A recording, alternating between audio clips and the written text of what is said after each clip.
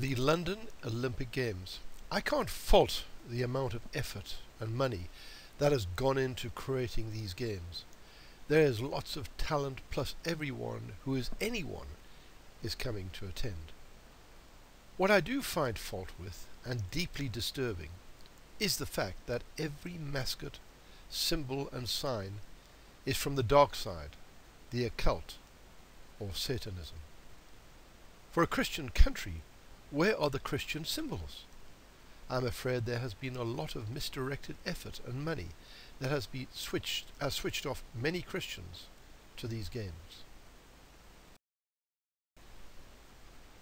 I call them the Olympic Occult Games, or the Occult Olympic Games, or the Occult Games. You can take your choice. Hi, I am Barry J. Thornton. I am sick and tired of people using government money and power to not only shut people up, but ram their ideas down our throats. The fact that 75% of our laws are now made in Brussels rankles. It was not what we were told when they wanted to obtain our vote for the referendum. Today, here again, we see a huge spectacle paid for by the largely Christian population of this country, only to find hijacked by a ruling elite who insert an Illuminati occult satanic message into the symbols of these games. If there were just one, it may be said to be a coincidence or accident, but there are many, and some I can't include in here because of copyright laws and restrictions. Do these occult Olympic symbols mean anything? Look at the structure of the lights on the Olympic Stadium on the top there. The pyramid on the drawing next to the stadium and the badge below. Now you can see on the lights there's a huge gap at the bottom with the light like crown at the top, very much like, if you look to the right of it, the drawing of the occult pyramid, and then below that again in that badge the occult symbol. You see what goes in there is usually the eye in the gap. So in this instance here we have occult symbolism right the way around, provide the lights. So the question is, why on earth do you need to raise those lights to that height when just on the top of the roofing there would have been sufficient? This is really an occult symbol which is right in our face. The all-seeing eye with little triangles with all-seeing eye on the top of the head. Wenlock and Mandeville are their benign sounding names, but they look like villains in a Wes Craven horror film. But Wenlock, you know, Witchlock and all that sort of thing, it's once again very much close to it. Now look at the one on the right, the guy in orange.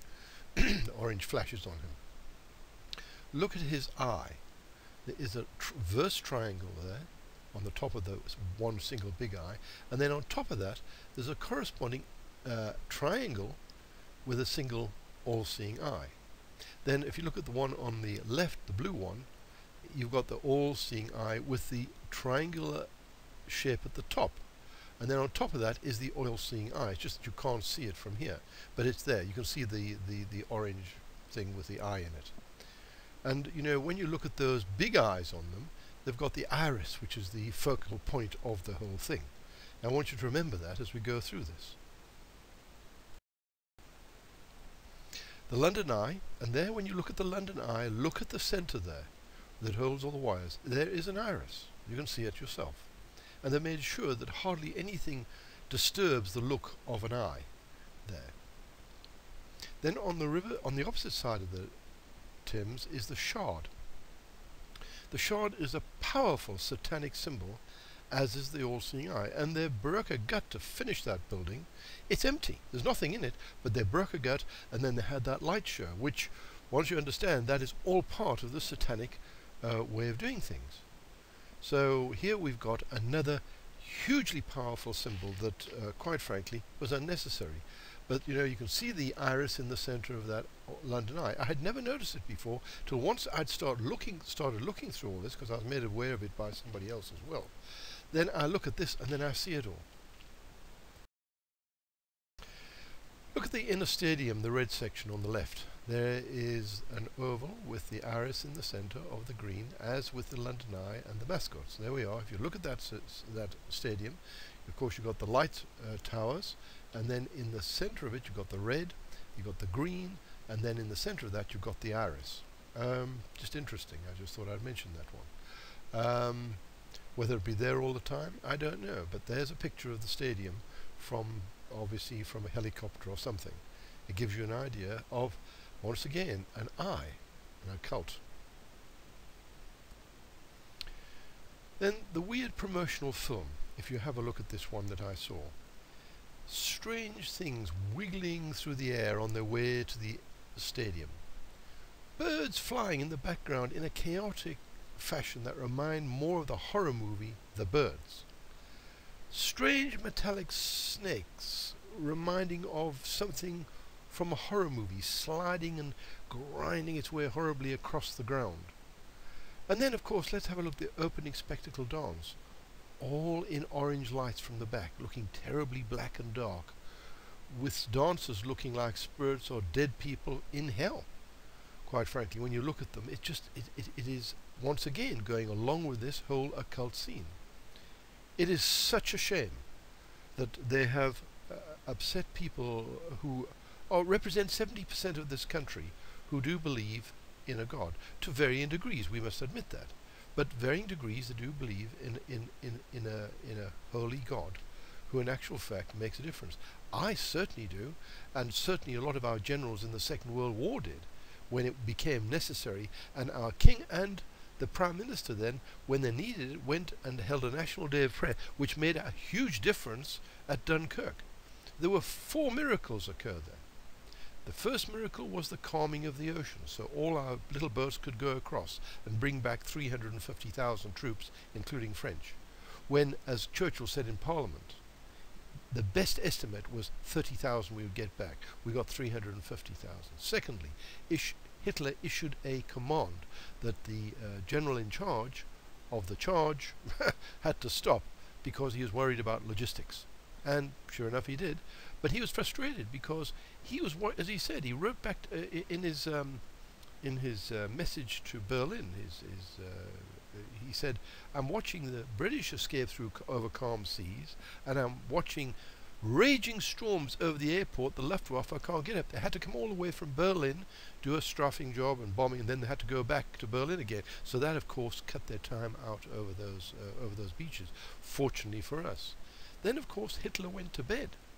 And the reason actually he'd stopped the generals because he had given the permission to Goering, in charge of the Luftwaffe, to take the British out on those beaches. But the raging storms on the nearby airport stopped it. So there's all your miracles that a day of prayer. And I can go on with a lot more, but that is not the object of this. I'm just trying to give you an insight into something that I see is completely wrong, that has actually happened here. And I will not be watching this, and I hope a lot of other people in protest do the same. The show opens with a 27-ton Olympic bell. It's a huge bell. It's being cast by the people who made the bells in St. Paul's and various other bells in a foundry 450 years old.